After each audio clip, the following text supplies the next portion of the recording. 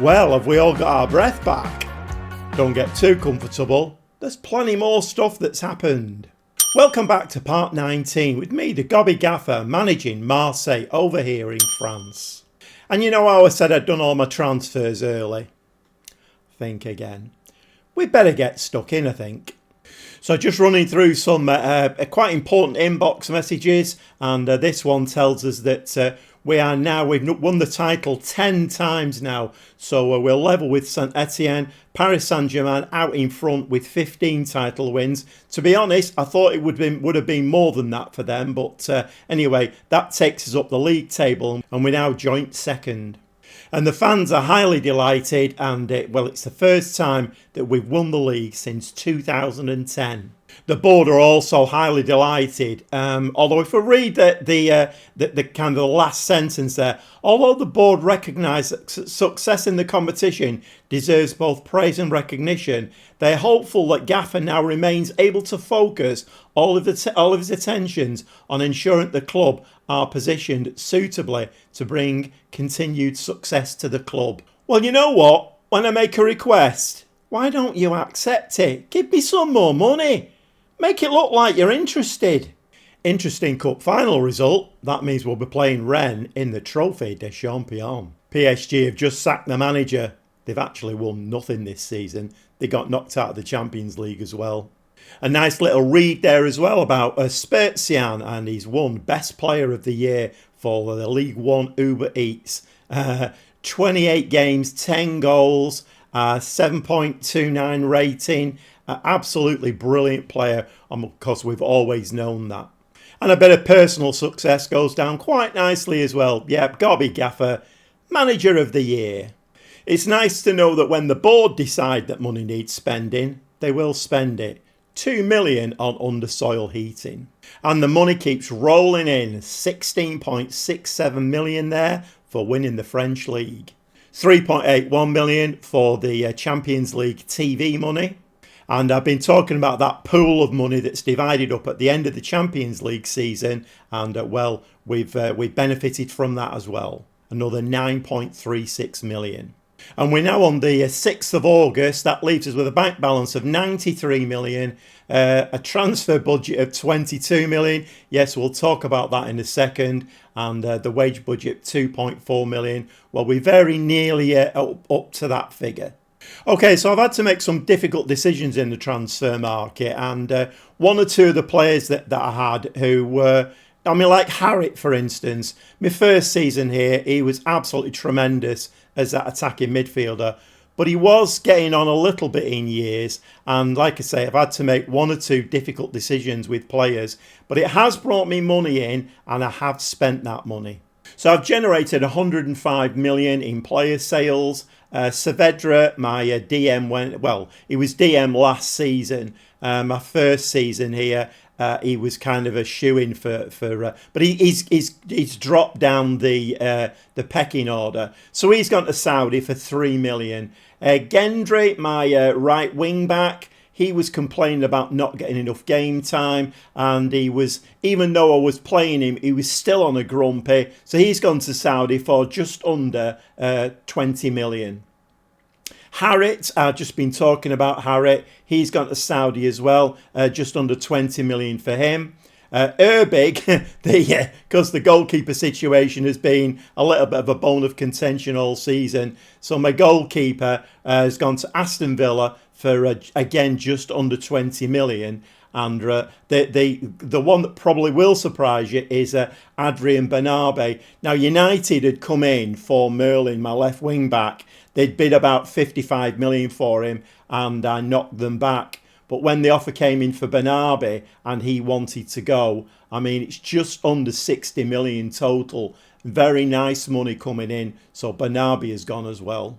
Okay, so the headline transfer purchases. This lad here, Yunus Musa, a 25-year-old American lad, ball-winning midfield player. He's actually down as a world-class midfield player, and we got him on a free transfer.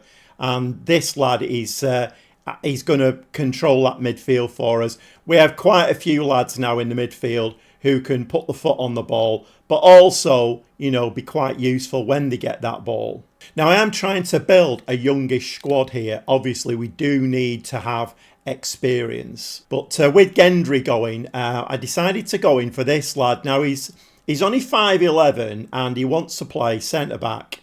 I've actually got him training to be a right-sided wing-back. So he's going to be back up to Holm on that right-hand side.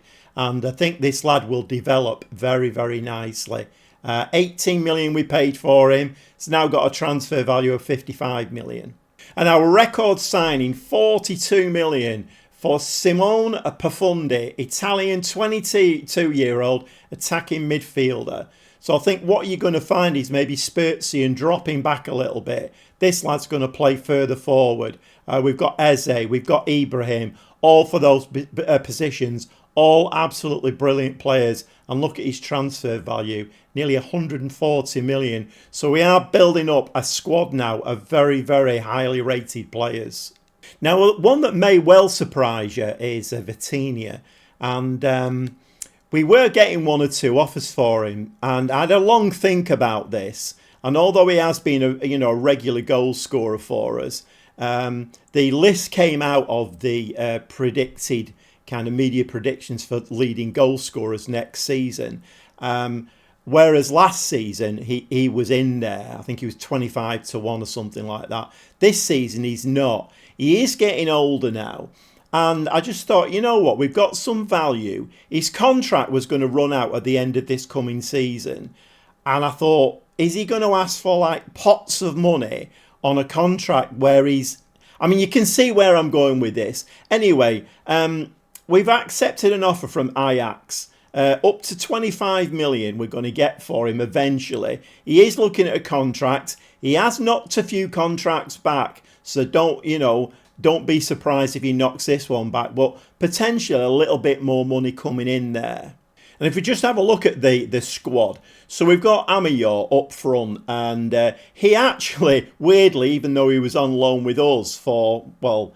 since January, I think he came in. But he was actually the under-21s player of the year for Southampton in the Premier League, which was a bit weird, seeing as he was playing for us. But obviously very, very highly rated, 21-year-old, and he's going to be our starting striker. But we have brought Adingra in, if you remember.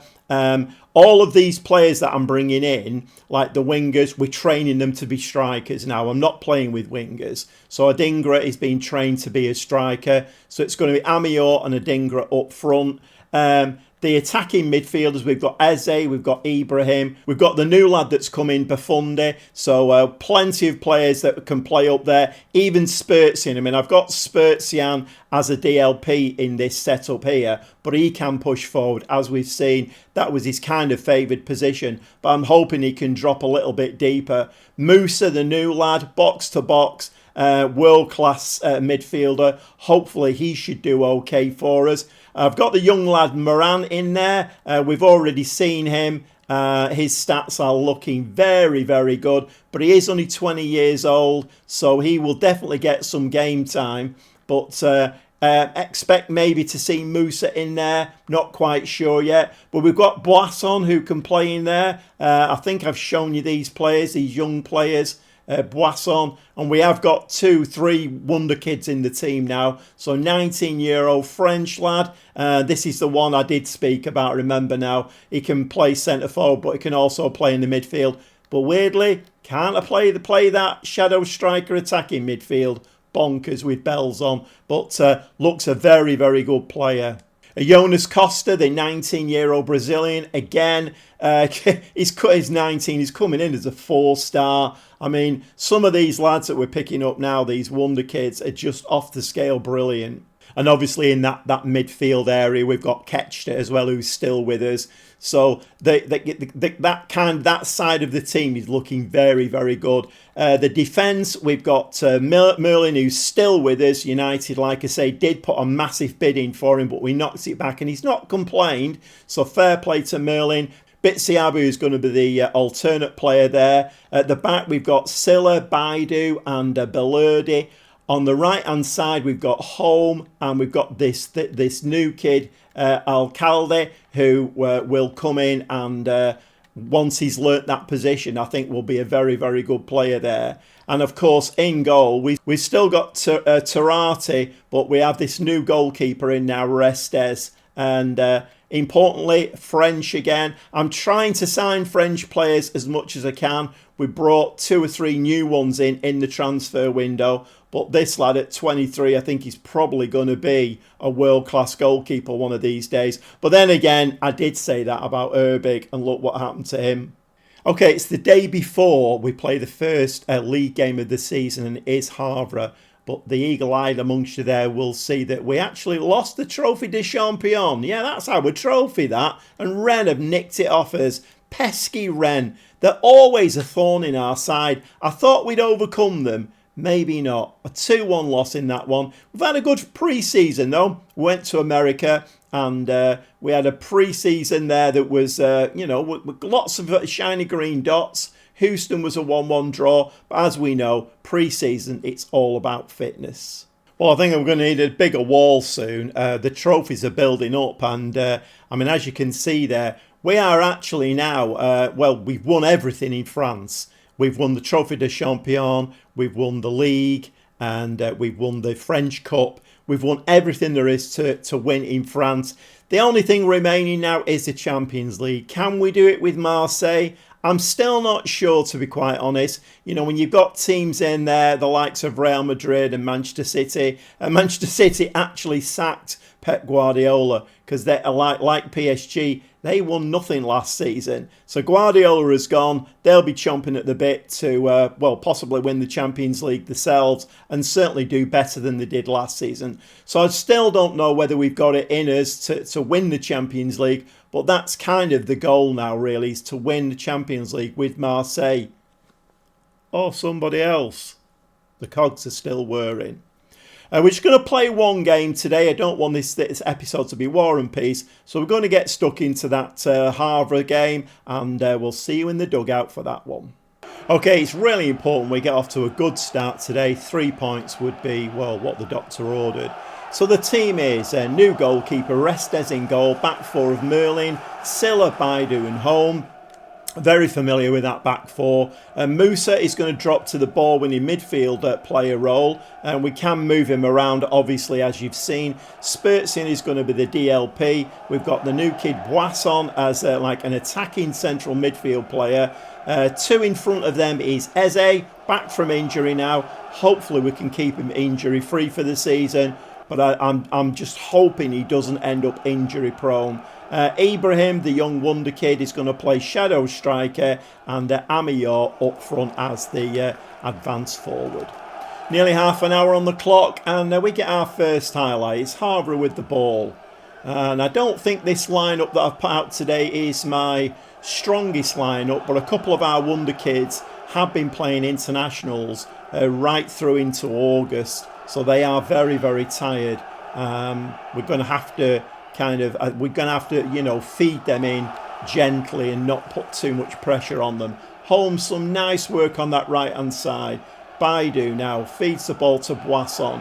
What's Boisson going to do? Musa, Boisson, in the middle to Spurtsian. Nice little ball to Eze.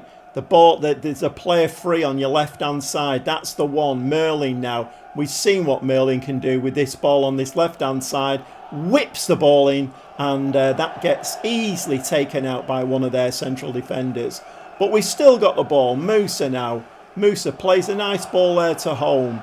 Home charging into the penalty area. No, he plays it back to Spurtsian. Musa and a very tight defensive unit, Havre. Playing, and what a goal from Emil Home. And we were building up to a highlight there, weren't we? I was as I was speaking there, I was kind of thinking, so is this a highlight? When's it going to end? But obviously, in the end, it ended up with the ball in the back of the net. Musa, beautiful ball to Home, and a lovely fired shot there into the top corner, and we're 1-0 ahead. So seconds before the half-time whistle, and Havre do get a free kick. But that's headed out, and Amior now is going to have a run down this left-hand side. He's not got too much support, and there doesn't seem to be too many players busting a gut to get up with him. Although I have gone on to an attacking mentality. We are getting players in the box now, however. Merlin, ball into the box, and that one's headed by Ibrahim, but outside of the post. So we're just going to give them a pleased at half time, and we'll just have a quick look for any tiredness. There doesn't seem to be any. Do we want to make any changes? I think probably at this moment in time, probably not.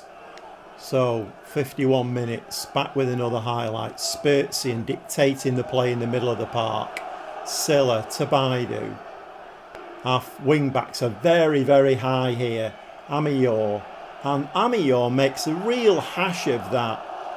Although it looks like it's a corner, so I think somebody got a touch on that one.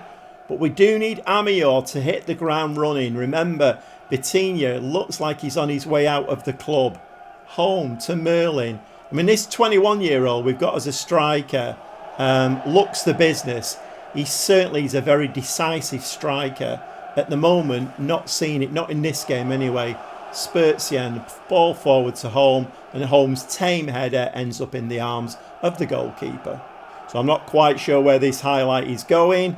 The ball's been played back to their goalkeeper. And Merlin there a little bit out of place on that side, but chases back, wins the ball, and that's typical of Merlin. What a terrific player. Amior now running onto this ball, ends up in the penalty area with it, slips it across Ibrahim, and that's just over the bar. 57 minutes, looking a little bit of a tired outfit, which is a little bit of a worry because it's the first game of the season.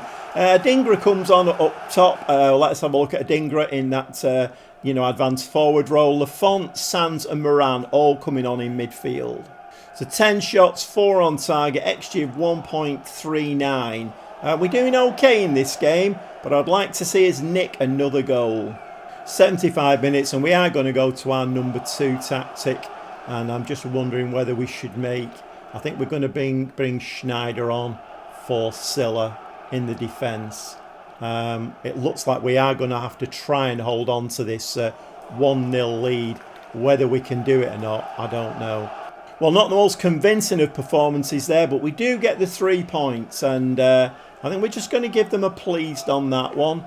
Like I say, not the most convincing of performances, but we do get the 3 points, which is really important. Going forward, we need to keep up the pressure on PSG because, obviously we'd like to win the league again, but the Champions League really is the focus this season. So quite a busy episode there, lots of information to impart. I bet you thought it was going to be a bit of a dull episode because I'd said my transfer business was done. Actually, it wasn't. And I kind of knew that I had quite a few players who I wanted to move on to bring some money, and we have brought some decent money in. I have got another player, actually, another midfielder. I've got irons in the fire, so whether he will come or not, I don't know. Looks a very, very good player, but I'm not going to speak about him until he's actually in the club. Hopefully, by the next time, I'm on camera, we will have got him. Also, the thing is, if Vitinha goes, we will have more money. So probably expect him to go and buy another midfielder. Yeah, they're going to be starting calling me Pep Guardiola soon. Yep, a team full of midfielders. That's all you need. Okay, not a bad episode. We've only seen the one game, but 3 points on the board. We're up and running. Going to go and play some games off camera now. And by the time we come back, we probably will know our, who we're playing in the Champions League. And that will kind of determine, I think, whether we move forward or not. But we do need to move forward. We'll see you very shortly.